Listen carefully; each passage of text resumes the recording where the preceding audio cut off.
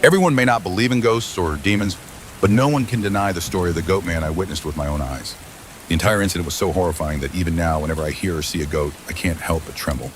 That year, I was 12 years old living with my grandfather in a rural village. For convenience, let's call it Yang Village.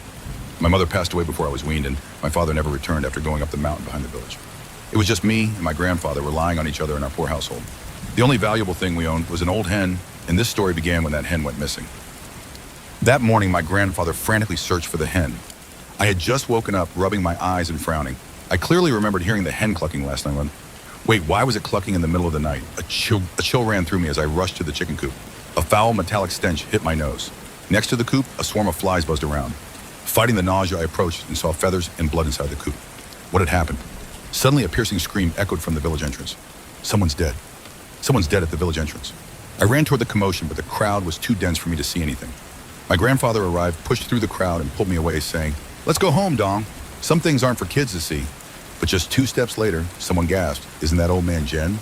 The crowd murmured in shock, pointing out a scar on the victim's right hand. I knew old man Jen was my grandfather's close friend. They often hunted together in their free time. My grandfather's hand gripping mine loosened as he muttered in disbelief, "How could it be?" "Jen," I pleaded, "Grandpa, let's go look." He shook his head, tightened his grip, and tried to lead me away from the chaotic scene. But as the crowd parted for the village chief, I caught a glimpse of the gruesome scene, old man Jen's body missing his left arm. Blood and flesh scattered everywhere as if torn apart by something.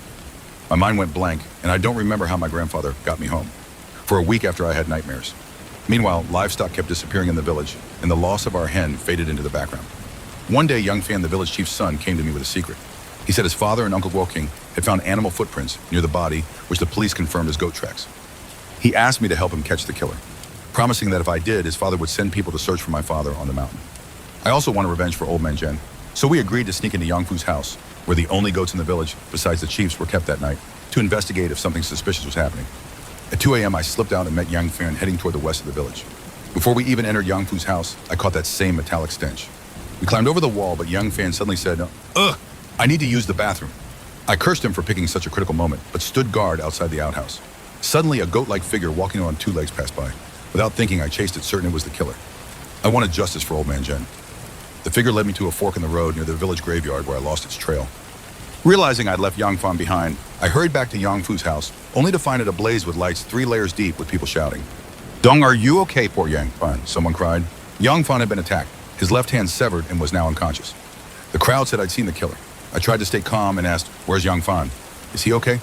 Someone in the crowd said his hand was gone, and he was still unconscious. My grandfather pushed through pale as a ghost and pulled me home. I was too shaken to explain. He stayed by my side all day. The next day, Yang Fan woke and told his father it wasn't old man Jen who was killed with a knife. It was a goat-faced monster. The chief thought he was delirious and called me over. I recounted everything, omitting the part about chasing the figure to the graveyard. The chief adjusting his tone and asked if I was sure I'd chased the shadow. I nodded. He ordered us to rest and not spread baseless rumors. Suddenly, a villager ran up shouting, "Chief, another death at the graveyard." My steps faltered. I'd been there last night, and nothing seemed wrong. Fear gripped me. Had I narrowly escaped witnessing a murder? My grandfather gripped my hands tightly, saying, "Dong, don't be afraid. I'll take you home." I reassured him I was fine and urged him to go with the chief to check the graveyard. Waiting at Yang Fan's house for nearly 2 hours, he woke briefly, gripping my wrist and shouting, "Dong, did you see it? That monster? It's a man-eating beast." His grip hurt, and he let go when I winced. When the chief and my grandfather returned, they decreed that no one could leave their homes after dark, or they'd be expelled to the mountain and beaten to death per Yang Village's laws. I whispered to my grandfather, who died at the graveyard. He shook his head, saying no one could identify the body. It was too mutilated. My skin crawled. How gruesome must it have been? Later at home, I confessed I chased the killer to the graveyard. His face turned grave, and he said, "Dong, tell me everything at home where it's safe." Back home, with doors and windows locked, I admitted I'd seen a shadowy figure with goat horns, but couldn't see its face clearly. My grandfather, frowning, said the latest victim's face had been skinned alive. I was too scared to sleep alone and stayed with him. Around midnight, I heard eerie bleeding outside, accompanied by that metallic stench and a rotting odor. I woke my grandfather, whispering, "The killer's in our yard." He crept to the window, and I followed, wrapped in a blanket, peering through a crack. A massive shadow with glowing horns passed by. I grabbed his sleeve, wanting to say I'd seen the goat-masked killer, but he stumbled back, hands trembling, and locked the window. In the kitchen, the opposite direction from where the killer vanished, he whispered, "Dong!" It was holding something, like a human head, a woman's with long hair. My legs went weak. The killer had fled toward the mountain where my father had vanished. Rumors claimed my father ran off with a widow from another village who disappeared around the same time. But I didn't believe it. He'd left behind a red jade pendant with strange goat-like carvings. My grandfather insisted my father wouldn't abandon us and questioned why he'd pass our house without killing us if he were the culprit. He hesitated about telling the chief, fearing we'd be suspected and exiled, but he decided we had to report it to catch the killer and clear my father's name. The next morning, the village was eerily calm. As we neared the chief's house, the gate opened and Uncle Guo King, the village secretary, walked out with the chief. My grandfather hurriedly said, "Chief, another death in the village." He recounted the previous night. The chief asked me, "Did you really see it run to the mountain?" I nodded firmly. At our house, the chief found no blood, but discovered a tuft of long black hair by the catnip near the chicken coop. Suddenly, someone ran up shouting, "Chief, another death. It's Yang Fu's wife." The chief's face darkened and we rushed to Yang Fu's house. I learned the graveyard victim was Yang Fu himself, and his wife had long hair. The stench grew stronger as we approached. In a cellar, we found a bloodied leg. My grandfather covered my eyes, but I saw enough through his fingers. The chief wanted to climb down, but Guo King stopped him, saying, "Don't be reckless." To my shock, my grandfather volunteered, saying, "This old body can handle it." I frantically shook my head, but he smiled warmly, shook off my hand, and descended. Within moments, his screams echoed. I broke free from the chief and climbed down, finding him unconscious beside a shattered body, Yang Fu's wife identified by her intact leg. The rest was mangled, her head missing. Guards pulled us out, and my grandfather woke, clutching me and saying, "Dong, you're safe."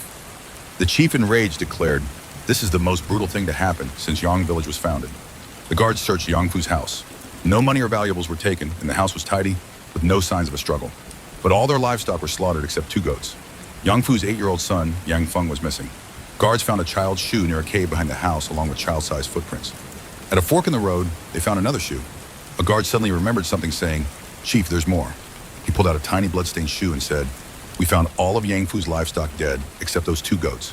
What is this killer thinking, leaving money behind but slaughtering their animals?" Everyone was stunned. This wasn't a robbery. Could it be revenge? I spoke up. If it's revenge, why didn't he? My grandfather cut me off, shouting, "Kid, stay out of this." He slapped me, shocking everyone.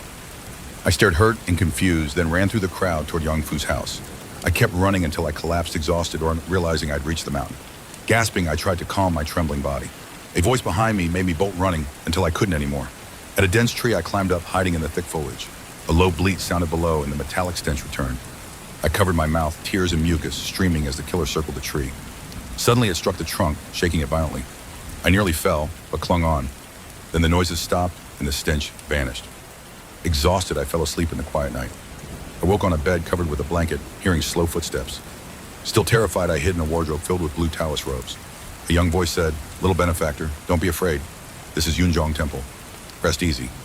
A young Taoist priest with wise eyes brought me simple food, saying he'd found me unconscious on a poisonous tree that could kill in 2 days. I offered my father's jade pendant as thanks, but he refused. I slipped it into his robe and asked for directions to Yang Village. He pointed the way, and I returned by dusk. The village was dark, with no lights or clucking from chicken coops. My house was locked, and as I tried to climb the wall, 2 hands grabbed me, covering my mouth with a cloth. I blacked out. When I came to, I was in the wooden wardrobe in our living room. Through a crack, I saw my grandfather light an oil lamp. Then a loud crash, not a knock, but a door being smashed. A tall figure with a goat mask burst in, swinging an axe. My grandfather's eyes met mine, mouthing, "Dong, don't come out!" I stifled a scream as the axe fell, blood splattering through the crack. The killer lifted my grandfather's head and left. I woke surrounded by villagers staring at the blood and flesh on the floor.